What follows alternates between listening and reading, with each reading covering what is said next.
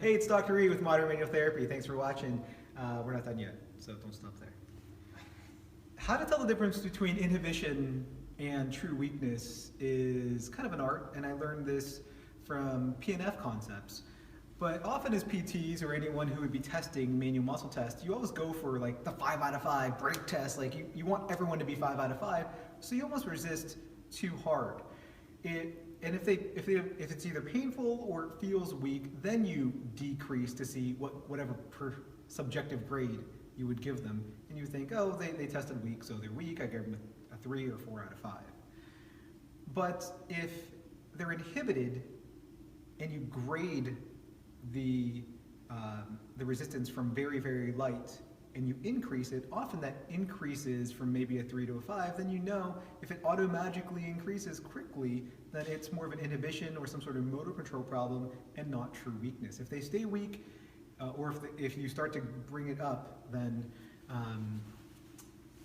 and it doesn't change, then they're actually weak. So if I just were to do like an empty can test or some sort of abduction test on Ben, and if I eventually, if I just push and I go for 5, I'm like, oh, he's a 3.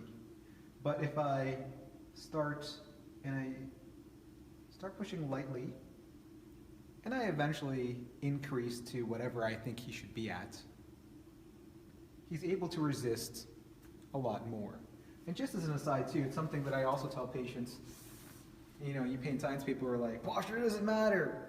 It doesn't necessarily matter for pain, may not be related to pain, but it does matter for leg tension relationship. So some patients, especially shoulder pain patients, if you're tested in a protracted position and you lift up and it's very enlightening to them, it's like, does that hurt? Does that reproduce your shoulder pain? Do you feel strong with that? Now it's a very simple thing. Just set this a little bit more, and typically they're also set. But the common weak spots of mid and lower trap testing or glute med testing with hip abduction, try testing and pushing very lightly and then grading the amount of resistance.